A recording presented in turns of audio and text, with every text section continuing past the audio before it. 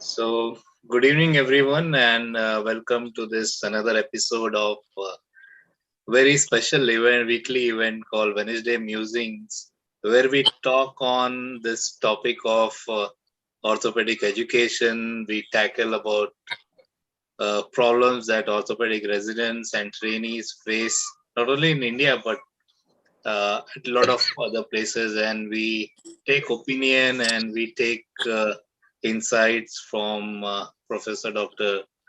Madhav Borate sir. So, welcome to this new edition today.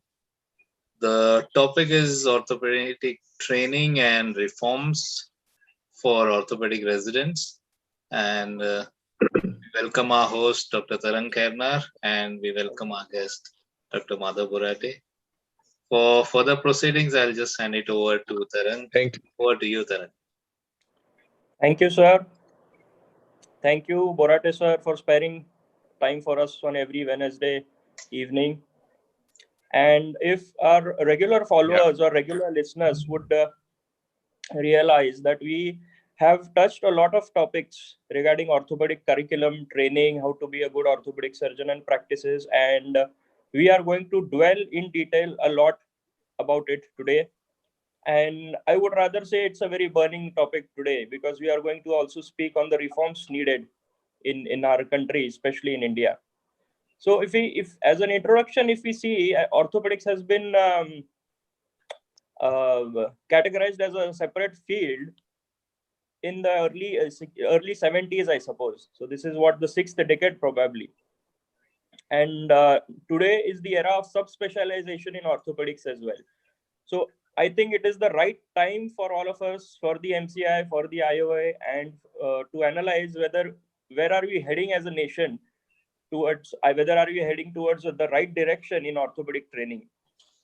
If not, what are the shortcomings, what solutions we have, what are the reforms will be needed. We'll be discussing that. So over to you, Borate sir, to start with. Yeah, I think that as most of in India, there are two ways in which you can become an orthopedic surgeon.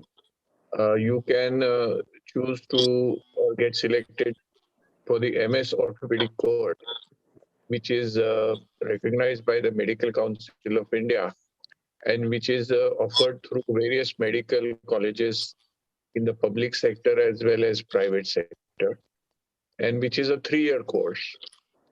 The other option is to opt for the DNB course, which is a 3-year program which is offered by a separate body called the Board of National Examiners, National Board of Examiners, and they offer it through various private hospitals.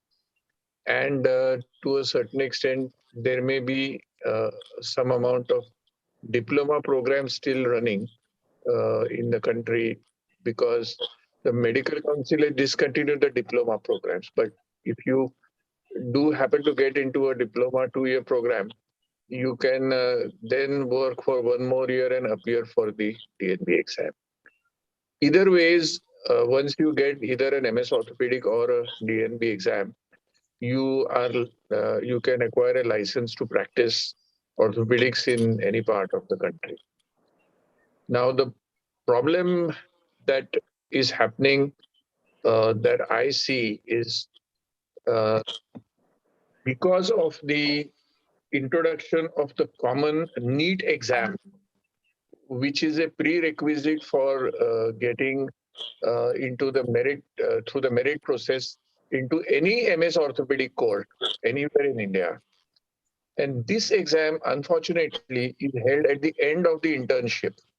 So after passing the MBBS degree, the student does 1 year of internship, and this NEET is held at the end of the internship. So the student thinks that the internship is the time to study. So students are not attending the internship, and therefore they are learning very little of the clinical exposure to the hospital and the work of a resident, which used to happen before the NEET was introduced. So this is a real problem that we see. Of course, the master's program itself has been criticized because it's not long enough. It is necessary to increase the duration of this program, as it is in the Western countries, particularly in the United States. It is a 5-year program. It is not a 3-year program. And this needs to be seriously considered by the Medical Council of India. And the Indian Orthopedic Association needs to advocate for this to happen. The other thing that uh, is important is to have a common curriculum for whatever education you get and a common exam. Because this is one thing that is happening in the United States, that you may study in any hospital in the US. But the exam that you appear for is a common exam, and the standard of the exam is the same all over the United States. So here we have exams which are conducted through various universities, and so there is no standardization, and therefore the quality of the student passing out is not uh, uniform, and this is a problem that needs to be addressed. And so this is a problem.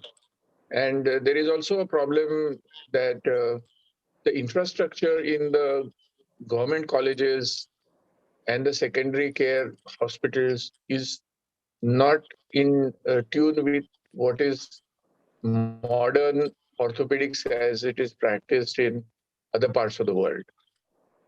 So, and in the private hospitals or in India. So there is a problem of what is the optimum standard of care. There is no uniformity. And we have a problem which is quite unique to India, where we are training our students to be doctors who know and practice modern medicine.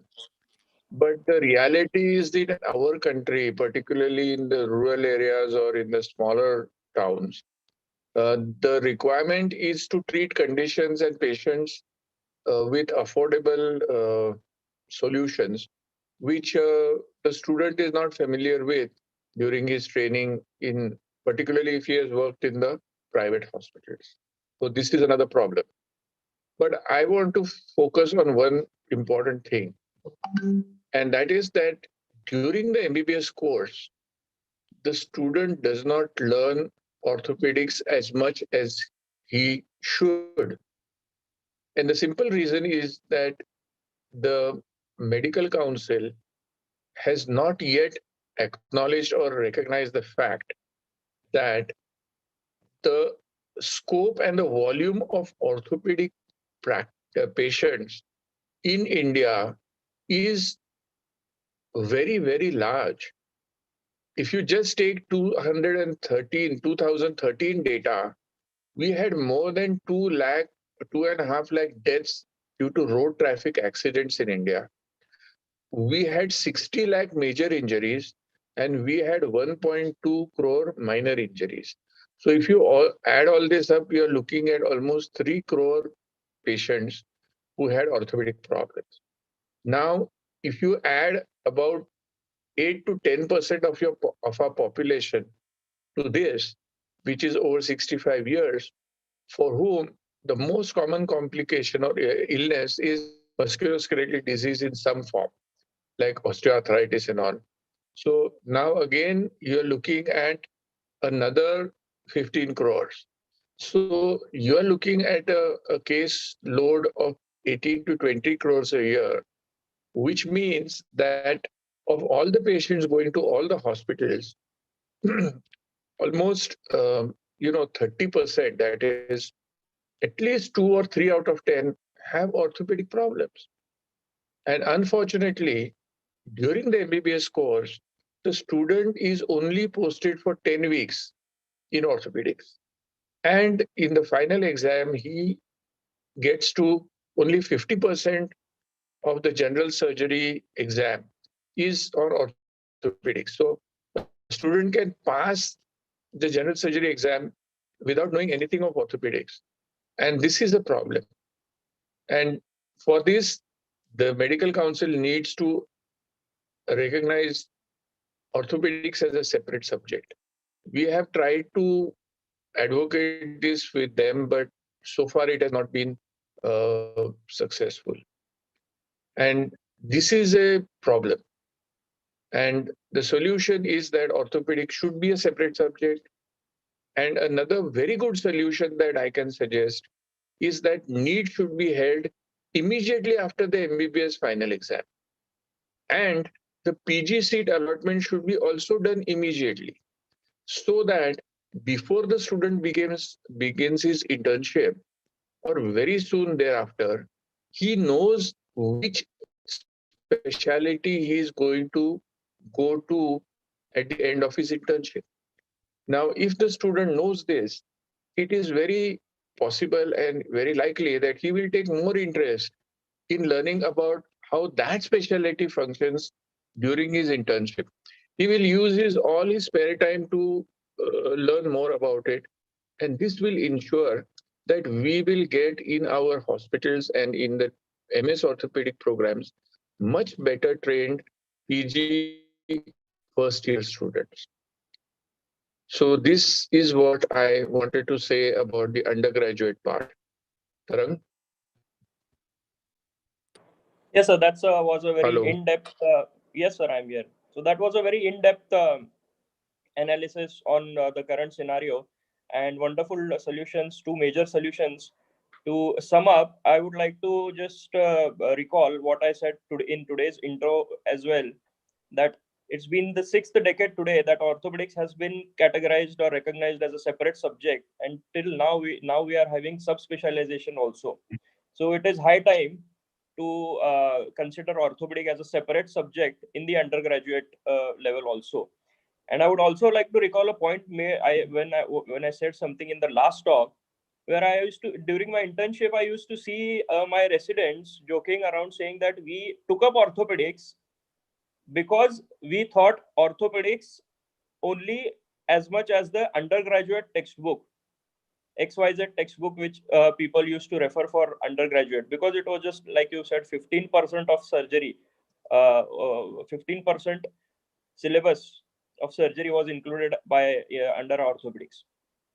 So it is high time now that undergraduate there is a different subject, new subject altogether, for as orthopedics is recognized as a different subject itself. So now, sir, and the second solution which you mentioned was the NEET should be held immediately after MBBS. So that would give more clarity to the students in which field they would like to select their post-graduation. So now when it comes to orthopedic training in India, I think isn't there a need to tailor the curriculum as per the Indian needs? Because it might be just last decade or somewhat where the Indian authors are coming up with books related to, I think Borate sir has left for run-doings. I think he got disconnected, but he'll be back soon. Yeah.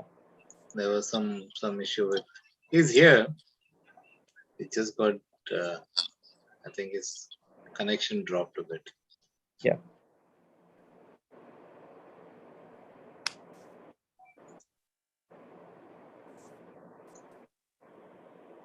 Hello. Yes, sir. Yes. Yeah. I just remember something interesting when I was a medical student, you know.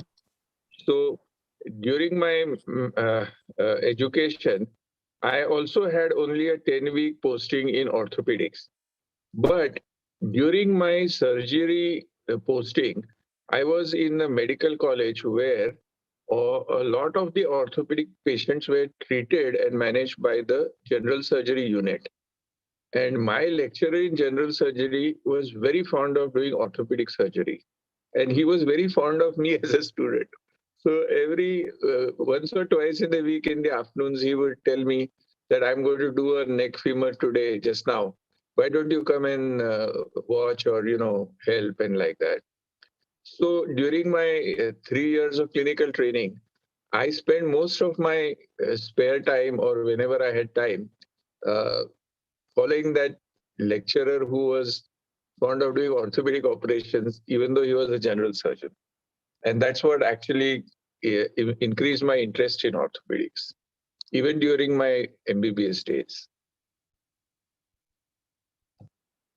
So when it comes to resident education, don't you feel that the present resident curriculum should be tailored towards what India faces problem for regarding the spinal tuberculosis or post polio residual paralysis, because a lot of reference books which we have today for orthopedics are by the foreign authors.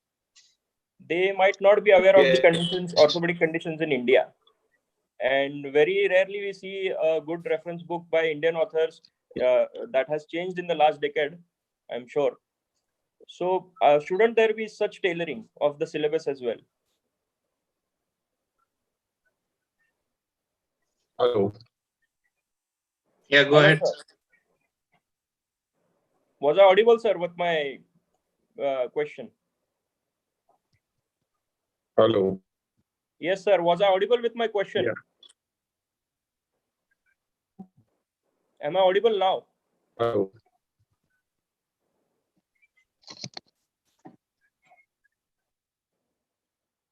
I think his internet is dropping a bit. Yeah, I think so.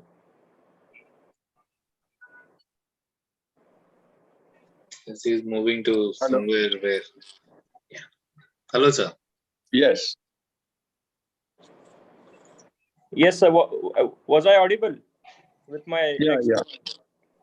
Regarding tailoring of the syllabus or curriculum? Yeah. Which will help us cater to the Indian needs of the Indian population, like PPRP, probably the congenital deformities, then the TB regarding, because a majority of the reference textbook in orthopedics are from the foreign authors.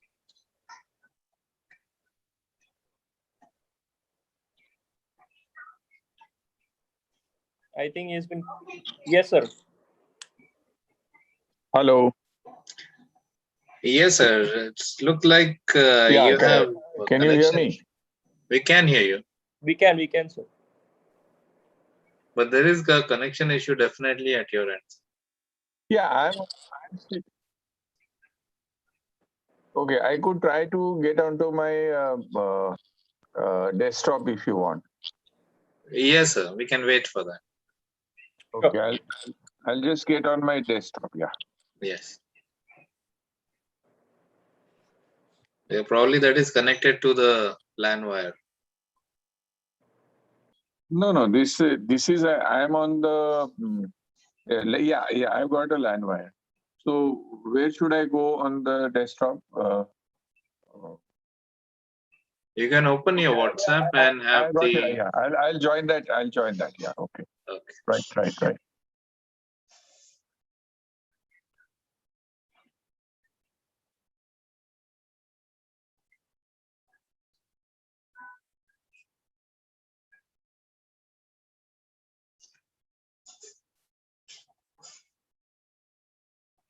Recording in progress.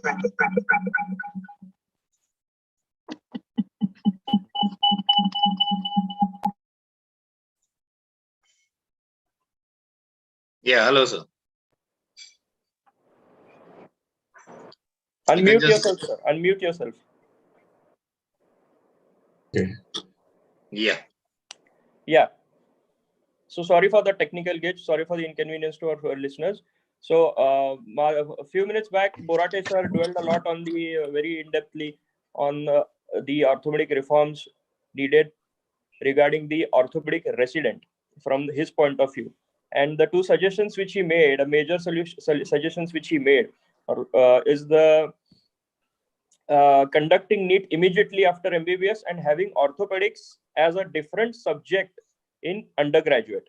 So now we were on our way on asking him about his thoughts on the curriculum and the syllabus of Indian orthopedic resident, PG resident. because most of the books, reference books, have been written by the foreign authors where they are not aware of the conditions in India. Like you mentioned about the numbers, such large volumes of patients and numbers we have regarding tuberculosis and then PPRP, post polio residual paralysis. So shouldn't these ailments be focused and included more, and weightage should be given more to such ailments? I agree with you entirely. It is necessary for the Medical Council of India to design a curriculum and syllabus for the 3-year program, which will ensure that every person who passes MS Orthopedic is trained specifically in Indian problems. And what really are Indian problems? They are basically that we have a lot of orthopedic patients who have neglected problems. We have patients who have infections. We have patients who have got nutritional diseases. We have patients who have complicated fractures or fractures which are left untreated, and so on. So this is a large volume of our cases. Like take CTV. I mean, a large number of patients of CTV in India present themselves well after they're actually neglected, and this kind of clinical material is not there in the Western systems anymore. So we have to train our students in those things, and every one of them should be not only familiar with these problems, they should also know how to treat them and manage them. And this must be a requirement for all students passing the MS Orthopedic board. See, frankly, it is there in the syllabus.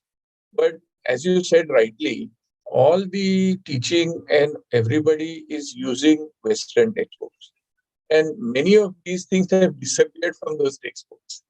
So there is hardly any mention in, say, the current textbook of orthopedics about neglected CTE. Or they will have relatively less chapters on problems that do not exist in those countries. So it's difficult to expect students to become familiar with the situation on the ground in India, particularly in the smaller towns and villages. True. Absolutely, sir. So now, what solution do you feel in postgrad for certain couple of suggestions you mentioned to us regarding the curriculum and the syllabus? What solution do you suggest, sir? See, the problem is that the syllabus that the Medical Council of India has suggested or exists for the postgraduate courses has not changed for the last 25 to 30 years to the best. Okay. The Medical Council has undertaken an exercise to revise the MBBS syllabus, and that process started almost 5 years back. And maybe in another year or two, they will have a new or a modified syllabus for the MBBS course. Right. Only then will they take up the task of revising the syllabus for the postgraduate courses. So we are looking at another 5 or more years before anything really happen in terms of revising the syllabus. Again, I am not even sure whether and address the issues that we talked about. I'm hoping that they will. I'm not sure it will happen. The other problem is that even though syllabus is whatever it is, there is no uniform curriculum. Means what the student should learn in the first year, what the student should learn in the second year, and what the student learn in the third year. That has not been prescribed by the medical council at all. They have left the delivery of the that is delivery of teaching entirely to the institutions. And one problem with all the institutions is that the institution actually considers that the trainee is also the workforce. So when you join as a resident doctor, you are treated and used, or you become more of a workforce than a trainee. So your job is basically 24/7 to manage the patient, to do everything that is required to make the hospital function. And whatever you are expected to learn as a trainee takes a back seat. I was a teacher at a public hospital for almost 18 years. And we had a teaching of the postgraduate residents only 2 days, and that also for only 1 hour or 2 hours. So all of the time, what we used to interact with the students was that we would do clinical work. We would take the rounds, we would run the OPDs, we would do the operations, and they would be with us. There was no formal time or no formal mechanism for allotted to the trainees other than those 2 sessions per week. And so this is what is happening all over the country, that all the trainees are almost 90% of the time workforce. They are not given time for studying. They're not given time for absorbing what has happened. And this problem was there worldwide. But we can learn from the United States, because in the United States, about 4 or 5 years back, they decided that they will do something about it. And what they did was that they introduced what is known as a um, um, fixed hours of duty for residents, like they have for the nurses. The nurses' duties are like, for example, they'll have an 8 hour shift for another week and then a 12-hour shift. So, like that. So they introduced a shift system in the residency program also. This has resulted in the residents having more time to study and more time to learn and more time to attend the mm, so-called training activities and the um, didactic part of their training program. So we need to do something about like that in India. I'm not sure whether there is any recommendation yet from any of the medical colleges to the government or to the medical council. But I think the Indian Orthopaedic Association should appoint a committee and they should study what is being done abroad to address this issue of ensuring that the trainee is given enough training, first of all, and the trainee is given enough time to absorb what is being taught.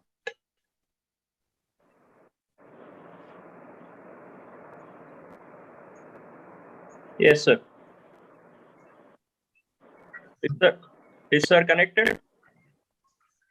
Yeah, yeah. Yeah. Yeah, right. So last in one of our last talks, you also had mentioned that the American Academy of Orthopedics, this board interferes with the government and decides the curriculum. Where we right now do not have such kind of a provision where the Indian Orthopaedic Association works in tandem with the MCI. I think that should also be incorporated. Yeah, see, the problem in India is slightly different. In the United States, when the federal government, their American Medical Association is very strong, and they have a lot of influence in uh, deciding and giving direction to the medical, not only the number of doctors that are being produced in the system, but also the type of training that is given. And the American boards that have been formed with the help of the associations.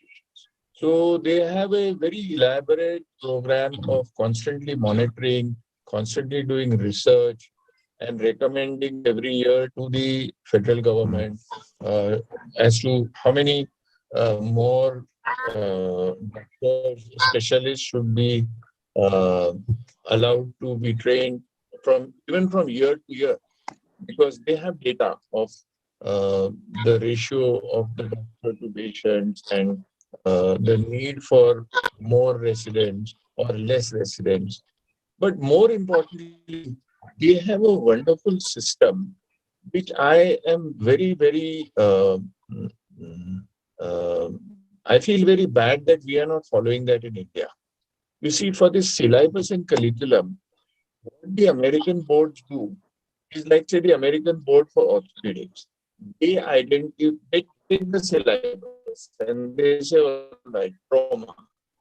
So all the top universities from America, the person that is the senior most professor or the one with the maximum stature is invited to be the chairman of the curriculum revision and monitoring for trauma. And then he is asked to select about 8 or 10 senior level people from universities to be part of that board. And then the trauma is subdivided and allocated to each of them.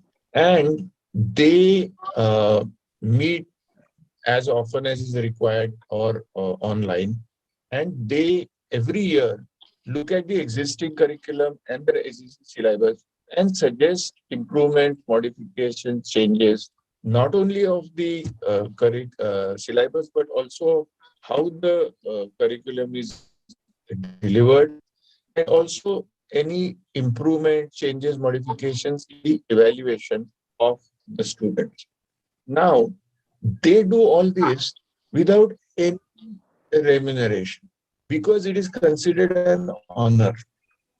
And therefore, the system gets the benefit of the best brains in every subject who are constantly available and applying their entire wisdom to improving the education.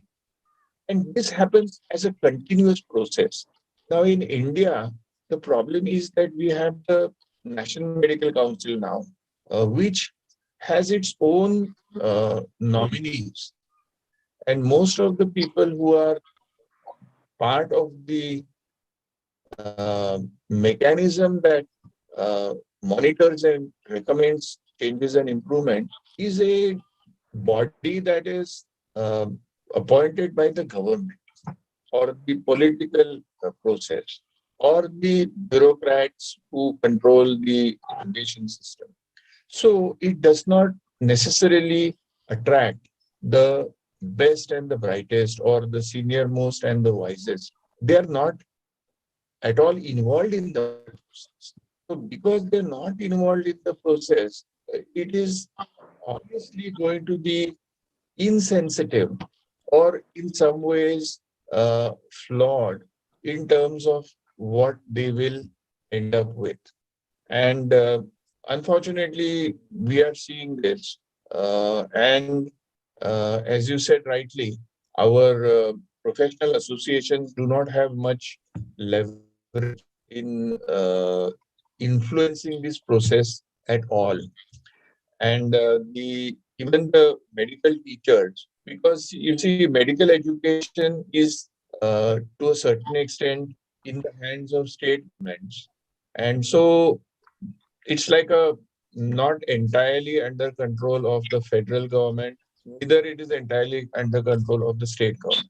So unfortunately, in America, this whole thing is controlled by the federal structure. So it's very easy for them to do what they're doing. Right.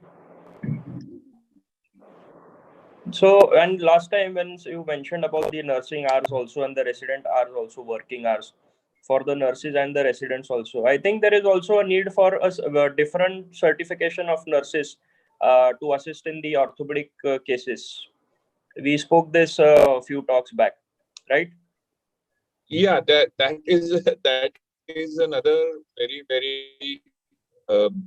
big deficiency in the Indian healthcare system, that we have not paid enough attention to developing and improving the knowledge and the competence and the expertise of our paramedical fraternity, and most important among them is the nursing fraternity. This is obviously as a result of lack of attention to this fact. And another problem is that because we are a relatively resource poor country. I would not like to call India as a poor country, but it is a developing country, and we do have a paucity of resources. And because there is a general paucity of resources, the paucity of resources in the social sector, and health is part of the social services sector, is much less than what we need to be. Like, we should be spending like 6% of our GDP on education. We are actually spending less than 1%. And out of that 1%, how much of it is really spent on higher education is also very poor, or very less. So with all these things, we are having um, not very uh, uh, good and efficient educational syllabi. Our intake levels. It's only in the last 20 years that degree courses in nursing have become available in various parts of the country. Before that, they didn't have the degree courses. They had only certification or auxiliary nurse midwife courses. Now, even though degree courses have become available, because nursing personnel are in short supply in the developed countries all over the world, and they have, because of aging populations, more and more need for nurses and healthcare attendants and community nurses. All the nursing graduates from developing countries like India are highly in demand in those countries. So we don't even get a significant proportion of the nursing trainees who are better trained coming into our own system. And what you said about further training of a basically well-trained nurse into orthopedics as a specialty, and training them in orthopedic operation room nurse, or training them in trauma center and the emergency room nursing is still a distant dream, I suppose. Right. To my knowledge, no course officially of what you are talking, orthopedic nursing, operation room nursing, after degree course in nursing, Right. available in India. But that is the need of the hour, don't you agree? Absolutely, I agree with you 100%. Okay. The problem is there is a corollary here, Tarang, which doesn't reflect well on our healthcare institutions in both the public and the private sector. The remuneration of the nursing fraternity and the even the specialized nursing fraternity is much less as compared to the counterparts in other countries. So therefore, we don't put a value and a prestige on these nursing and paramedical courses. So that is another problem. Unless we have better remuneration for these courses, we will not attract the best and the brightest into those courses. Right. So this was about the orthopedic resident training, about the orthopedic resident mindset, about the nurses also recently you just mentioned. What do you think now? Let's dwell more upon the orthopedic teacher, or rather the one who is an academician. Do you feel that the line between or the difference between an academician and a private practitioner is thinning, and the brunt is being borne by the his student or the orthopedic resident in today's orthopedic training? Uh, the orthopedic resident is not getting due attention from his teacher uh, as compared to what used to be in the olden days. Well, I agree with you and I don't agree with you. In the sense that I don't agree that things were different in the old days. You see, there is a very fundamental reason for that. You see, amongst all the postgraduate subjects or subjects which are clinical subjects, so if you take clinical subjects like medicine, surgery, and preventive gynec and other subjects, um, all surgical branches, unfortunately, and all clinical branches to some extent uh, have to run the hospitals along with teaching. Whereas if you go to the anatomy or physiology department, they're full-time teachers. They don't do anything else. Maybe the pathology runs the laboratories of the hospital. Maybe the pharmacology is involved in running the pharmacies to some extent. But most of their work, I mean, 80 to 90% of their job involves teaching and research. So they have no confusion in their minds, and therefore they deliver much, much better than the clinical teachers because they know their teachers. They're teachers first and last. Whereas on the clinical side, the the teacher, he may be called as professor, but he is head of a unit, and he has to take care of patients and he has to treat the patient, and he has a stature in the community as a surgeon, in addition to his being a professor. And very quickly, since that part of his job is more glamorous, or it gets him more public attention, and his patients, he gets the adulation of his patients, acknowledgement from patients. He starts becoming more and more of a surgeon and less of a teacher. And unfortunately, whatever is the teaching that he has to do and the students that he has to train are anyway at his beck and call. So this is the problem that has always been there for all clinical teaching. Even when I was a student, it was the full-time teachers who were there in the clinical subject who would teach us much more.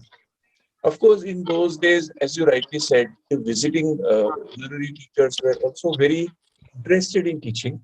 They took time and they did the job very, very sincerely. I remember that my teacher in the JJ hospital, Dr. Masalawala, was an honorary, but he would spend 8 hours a day, every day in the hospital. And a lot of his time was in teaching. And because the top man was spending 8 hours, all the others were got used to and they're giving more time. But this flaw of confusion between his role as a teacher and as a caregiver or a surgeon who treats patients is the real problem with the relative mm, indifference or backseat that teaching has been taking. True. And I will dwell on one more thing. You see, there are a lot of changes in the way teaching has to be done. And this field is called medical technology, medical education technology. Now, medical education technology is been around for more than 30 years, and it is revolutionizing the way teaching and learning is done all over the world. and it is telling us many things that we need to unlearn. It is saying that teaching and learning is an active process. It is not a passive process. And giving a classroom teaching learning.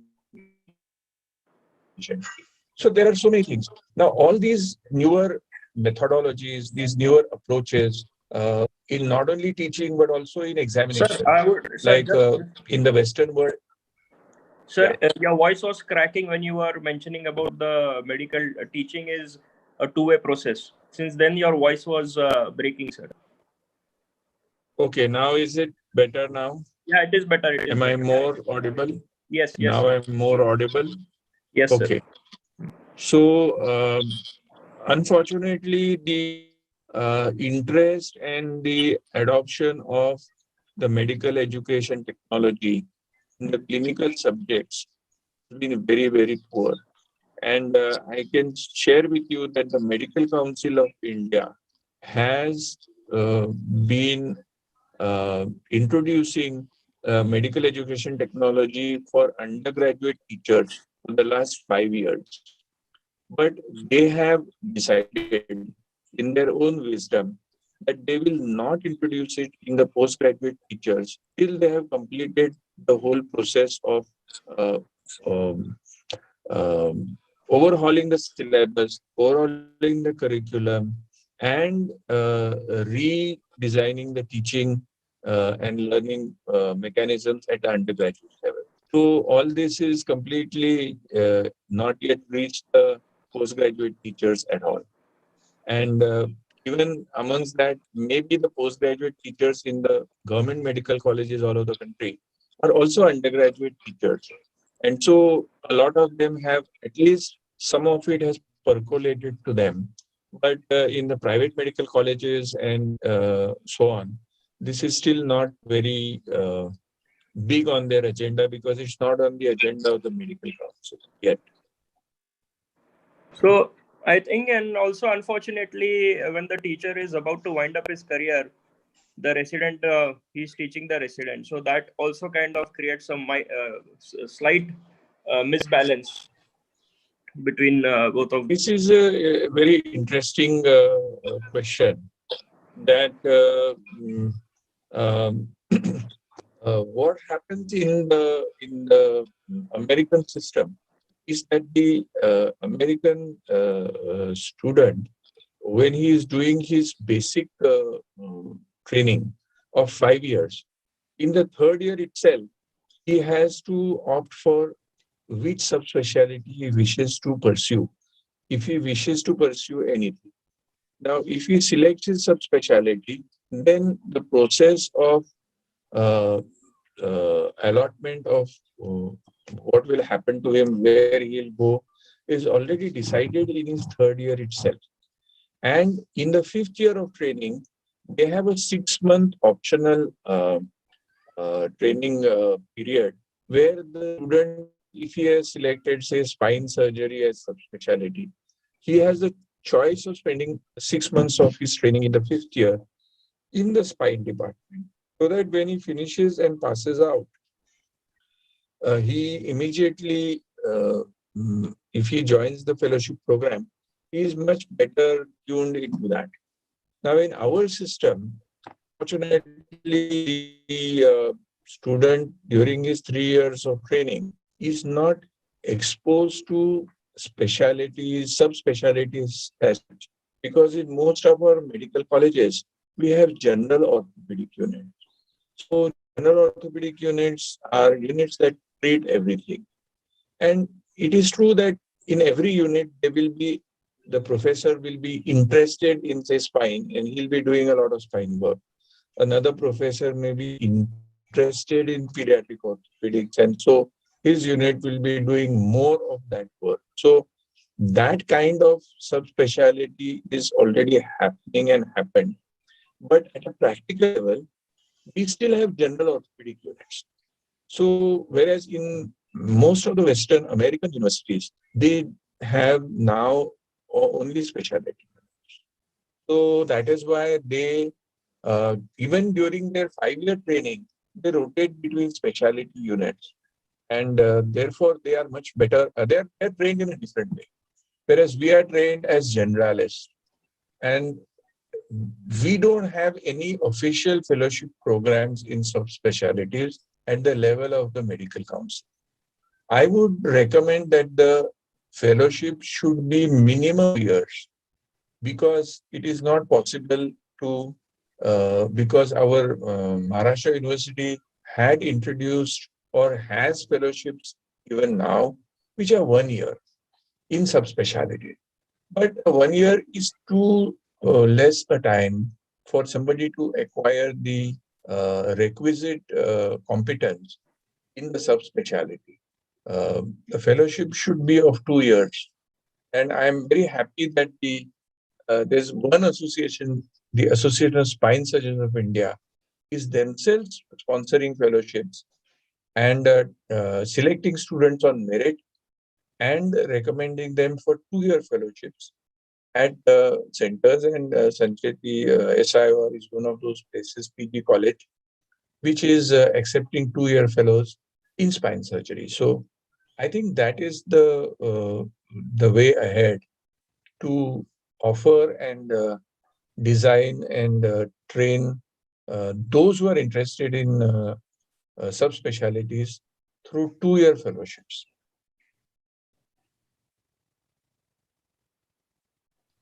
And these fellowships which you just mentioned, they have an exit exam as well. Oh, yes. I mean, right now, we are still not very well organized in terms of exams. Since you mentioned exams, I will also like to talk about the way we hold exams and the way we evaluate our students in the MS orthopedic course as well as in the fellowship course. Basically, our examination patterns are very old and outdated. We are not really assessing the students in a objective and an unbiased manner, and we are not assessing them for their competencies, because our exams currently are mostly focusing on knowledge. So when you appear in the theory exam, what you are demonstrating is how much you know about CTEV, for example. So you will get a full question and you will be asked to write what you know about it. So what is it testing? It's testing your knowledge. Now, when you appear for the practicals and you get a patient of CTEV, most of the questions that will be asked to you are about how will you treat the patient and so on. But there is no way of the exam for the examiners to find out whether you can give a Ponseti cast. So if you had a objective structured evaluation which would test all the students in whether they know and can apply the Ponseti cast properly, and they are looked at remotely, it is video recorded, and all those who can't do it properly do not pass. So there are now almost 30% of the exams in the US and other countries have these kind of objective structured evaluations which are testing for competencies. Whether the student can treat a patient who's stopped breathing, whether the patient who is having acute respiratory failure can be revived by intubation by the student, whether the patient. So there are various competencies that need to be tested. Our current exam process doesn't do that.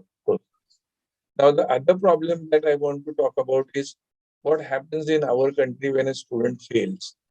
When a student fails, first of all, he doesn't appear for the exam till he completes his training. And after he appears for the exam and fails, he is just left and he's thrown out of the unfair and very cruel, because the student who has failed needs to be actually uh, given more time to concentrate on and study, and not be forced to either sit at home and not be able to see and be part of a clinical setting, or take up a job which gives him little time to study. So one thing that I would recommend, that if a student fails, at least for 6 months, the institution must continue to give him his stipend and allow him to stay and in the premises and study and attend all teaching activities, so that he will continue to feel part of the system A, and he will have an opportunity to improve. Whereas the present system just doesn't is not sensitive enough to the failures in the system. And the other negative part of this is that when a student fails more than once, at some point he's passed simply because they feel that he should be passed. It is not, he is not passed on the basis of his demonstration of adequate knowledge and competence. He's passed because the system just decides that he should pass. And that also is, I feel, is a very unfortunate way that things pan out. Right. Now, you mentioned about how the fellowship exams are to be conducted. Again, right now or in the present time, we are very lenient and we are very, it's mostly, how the teachers uh, feel about a student. So if the teacher feels the student has absorbed and learned enough, the teacher more or less passes him. And the exam is just a mechanism that is used. It is not really a testing of competencies and so on. Even at the MS level, the whatever the internal examiners uh, say or recommend about the student's competence and abilities is an important part in the ultimate outcome of his exams to some extent. So this should be less, and there should be more objective testing of competencies, and students who don't meet those competencies should not be passed. But at the same time, students who do not be passed should also be allowed to mechanism to improve themselves and to be part of the training programs which will enable them to do so. Right. So now, at the end of we are coming at the end of the discussion. So few talks in the last talks, or in the first talk, I suppose, where we discussed the orthopedic curriculum for our resident. We had discussed a lot about marking system for the skill sets which you just mentioned. And let's not go into the simulation methods and all to be incorporated first. We'll just even if the MCI recognizes that the IOA needs a major has a major role in deciding the curriculum, that should be more than enough, and then we will focus dwell more later on the simulations and medical technology. So now, like sir, as you mentioned, I would like to say here that the Indian Orthopedic Association should not wait for the medical council to give them any responsibility. They should have their own committees, and they should have their own mechanisms which should keep recommending to the medical council that this is what we feel about curriculum. This is what has to be done. And they have to keep doing it and doing advocacy constantly. That is the only way that they will become more relevant and have more influence. If they keep waiting for somebody to ask them, it's not going to happen. Right. But I think, sir, there should be a drive to encourage more registrations under the IOA, because if we see, we are having 20,000 orthopedic surgeons in India, and just registered under IOA is just 50% of the amount. So unless we have a majority, 80-90% of registrations under the IOA, I don't think even the IO would be helpful much. See how this problem is tackled we have to always look at what other people do or what other societies do. So if you look at other societies around the world, they have two mechanisms. One is called as the carrot and the other is called as the stick. So there is an incentive and there is a disincentive. So if you become a member of the IOA, you get a certain discount from all conferences that are held by all associations or whatever, then you get some benefits. And the disincentives are in the sense that uh, only authorized members will receive certification of, say, good conduct, or uh, so on and whatever. So the incentives and disincentives have to be looked at and have to be expanded to enable the membership to grow. Because I agree with you that more than almost 50% of the orthopedic practitioners are not members of the IOA. They may be members of their regional or local associations. They may be, but they are quite indifferent to becoming members of the IOA because right now they don't see much benefit. Right. So now, when you mentioned that orthopedics is a thorough clinical field and a revenue generation field for medical college or be it a private or a government, so let us accept that orthopedics is a different industry now, and but we should not end up uh,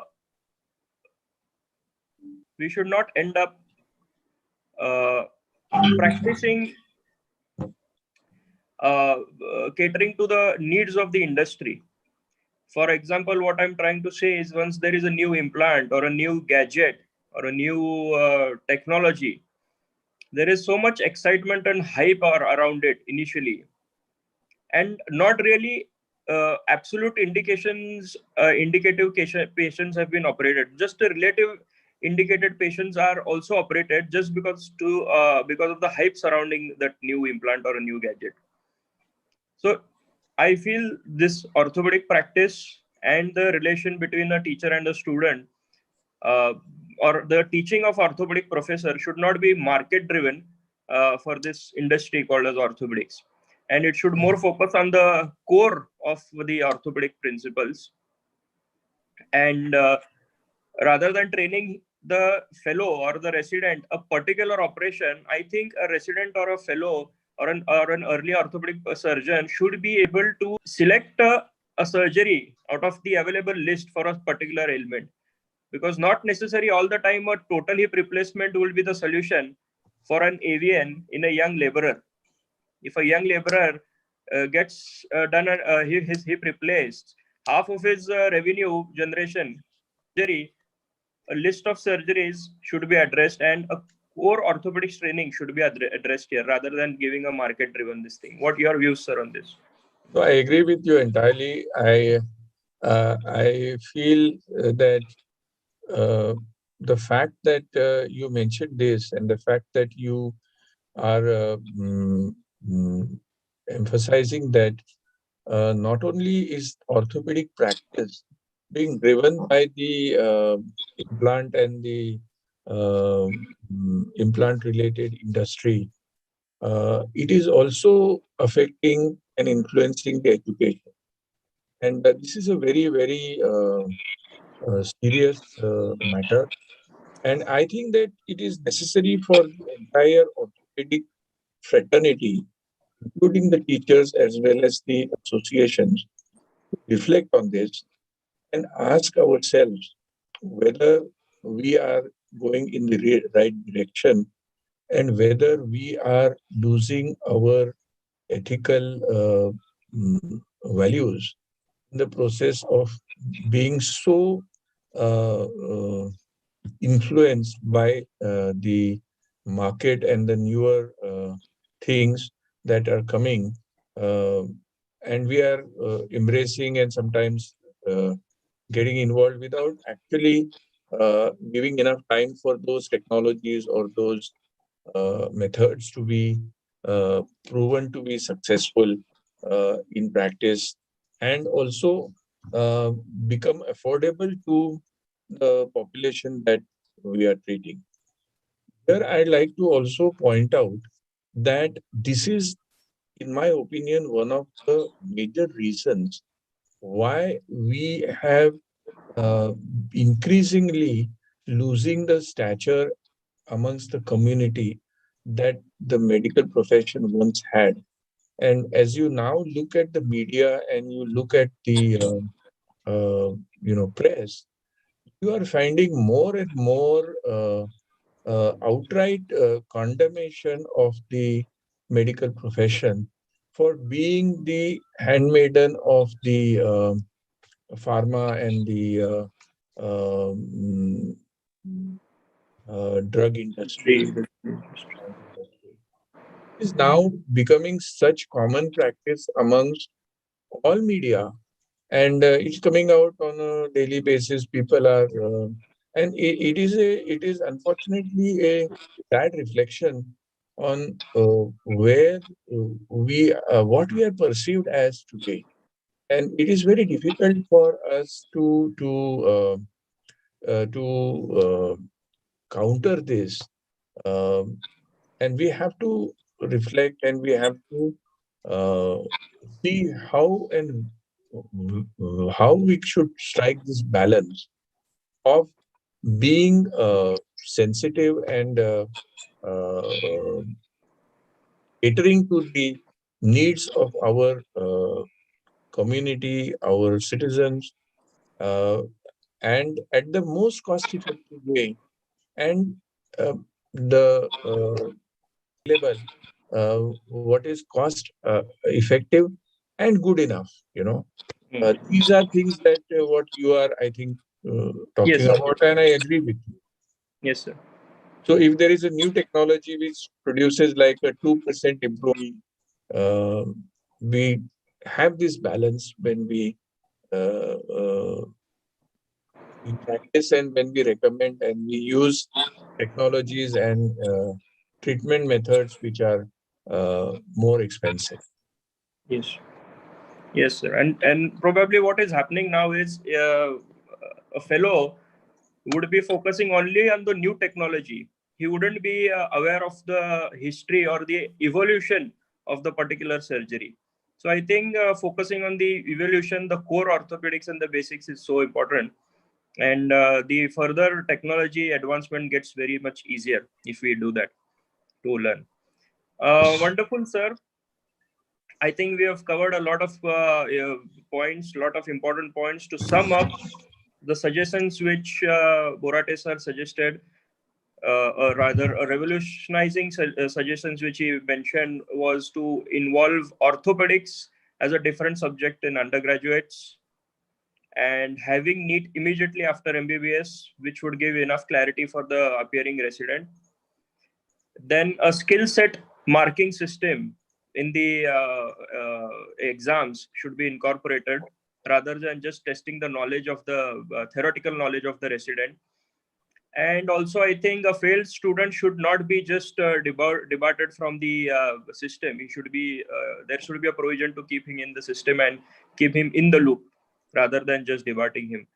I think if I've missed any point when we are summing up, obviously there are a lot of points then regarding the IOA, regarding how the American board intervenes with the government over there and how we should be doing it, regarding the MCI waking up and taking these reforms. And I hope our talk is not falling on deaf ears and somewhat we start the wave of the reforms. Over to you, Ashok sir. So very, very interesting conversation, as all the conversations that I have with Borate sir. The expanse of points that we touch upon and the insights that we gather from these is really, really, I mean, it comes from real experience and real execution of things rather than just having an educative knowledge about things. So Right. I think these are very, very, most of the points are actually quite futuristic and kind of ahead of time in India. It will take some time for implementation of those things in India, but I'm sure with uh, Borate sir, his guidance, and these webinars which we are trying to outreach to most of the decision makers and Right. people who can influence. This is going to make a difference and probably make our orthopedic training much better in years to come. Yes, sure, sir. You are at least making people aware Yes. of what is around, what is the present scene, and what should be done in future. Excellent, sir. We had a wonderful talk. Thank you, Borate, sir. Thank you. Thank you. And sorry Good for the evening. listeners for a technical glitch today. We ran a little overhead of our time. And see you soon again, sir. Then Thank on the you. next Wednesday. Thank you. Yeah.